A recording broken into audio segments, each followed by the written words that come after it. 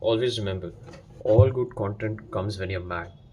And this is like my third recording because this stupid phone cannot record past 5 minutes of footage.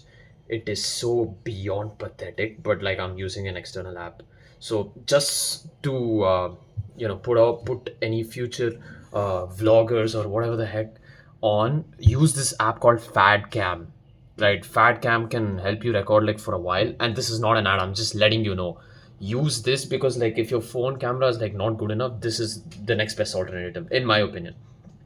Let's start. All good content comes when you're mad, right? It's like someone saying something passionately and that message is reaching a lot of people and people can feel that message.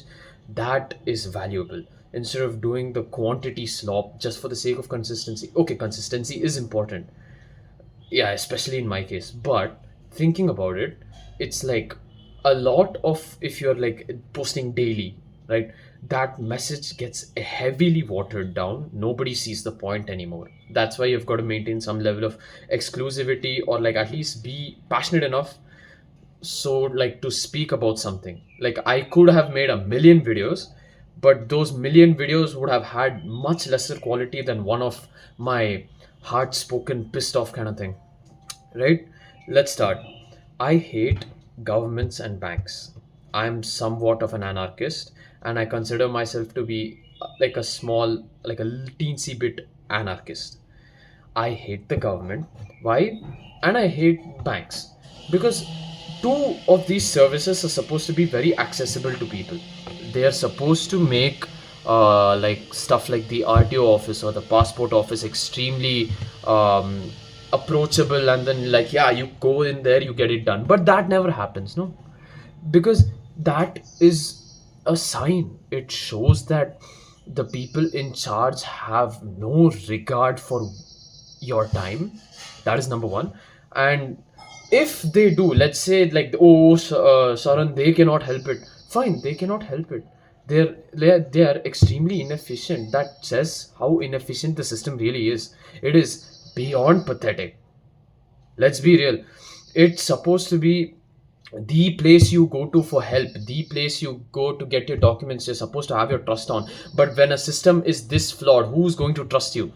And like I started my internship, right? I asked people around like how's your area so maintained, this and that. They're like, boss, one thing is very clear, we do not trust the government, we take care of this ourselves. It's the people that count, and it's the people that matter.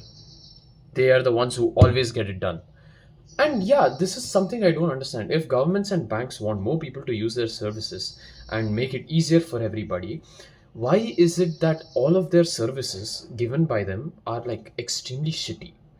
Okay, fine. Maybe I can't speak for everybody, but like in my specific case, it has always, every time I've been anywhere near like any government facility, it's always been a miserable experience.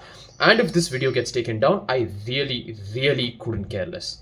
Okay, that just means like my message means something, and then they needed to silence me, like they always do. Like anyone speaks the like truth is poison nowadays. Yeah, there's this quote I saw in The Big Short, the movie, and it said, "Truth is poetry, and people don't like poetry." Right. Governments and banks, very inefficient. Either the system itself is flawed, or the people in charge really, really don't know how to manage people. And that is very, very evident. They are extremely selfish. And I'm not saying, oh, if I was in a better governmental position, I would help the people. That would, I would, right? I would at least try. Like, okay, let's us like, even though I might do a little bit of shady business, I will most definitely make things at the very least easier for like people around us, because at some point I'm going to get pissed off at the system and I'm going to do it anyway. I'm going to help as a byproduct of my anger on how inefficient the system is. If I were in charge, that's separate. Leave that. You know, you should learn from any corporate how to suck the soul out of something very deeply loved. Now, yeah, it's all like for the sake of representation and for like massive appeal. A lot of the soul of all the good kind of content is lost. They're like, they just make slop for the sake of making slop. I mean, Disney. Disney is a great example. They cast people who have nothing to do with the roles just for the sake of bloody representation. I don't care about the representation. I mean, if you're trying to ruin something beloved, at the very least, try to make it a faithful adaptation instead of just cramming random people in. Yeah, okay, fine. Let's assume they do, okay, for the sake of representation. The story isn't even good. Like, majority of the times it's just shit corporate slop. And I'll give you a very good example, okay? The Odyssey is one of the most well established epics, like, known to mankind, I'd say, right?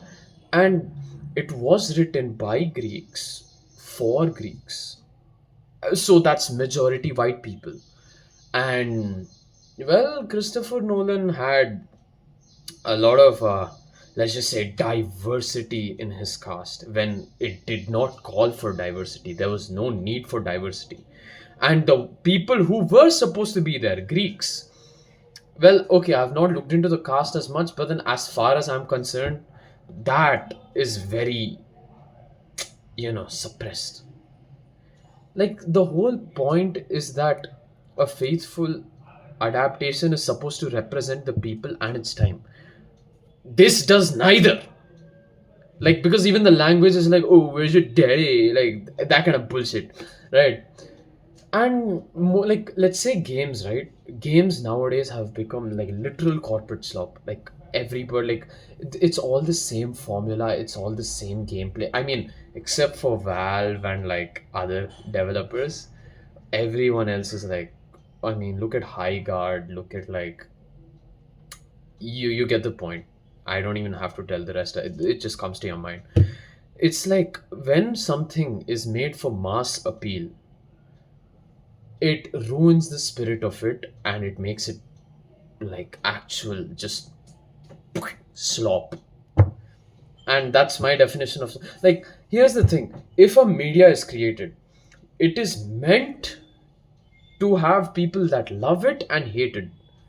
But everybody nowadays is trying to cater to the in between audience, and the in between audience are like the most brain dead people you will ever meet. Like, they have nothing going on in their life. They'll probably watch shit shows like Euphoria. You get the point. Like, yeah, so for those kind of audience, yeah, and obviously they make the most profit, so you can't completely blame the corpos either. But when some art is made, you will obviously have like people who love and hate it. And that's what makes it beautiful in the first place, because of its duality. Like I might look at something and be like, oh, this is beautiful, and the other person might be like, it's good, but it's like not my taste. It's content is supposed to be like that, art is supposed to be like that. It's not meant for everybody, it's supposed to be enjoyed by a few. That's why there's so much of it. It's not like there isn't so much of it. There is so much diversity, there is many different styles of how people make something. But corporate tries to appeal to everybody and it appeals to nobody. That's what happens. So my message to, what there, hey, let me record, man. Huh. So, like, the corporate world, here's my message to the corporate, right? Give the people who are actually passionate about it, let them make something instead of making it general slop. Yeah, that's about it. Thanks for watching.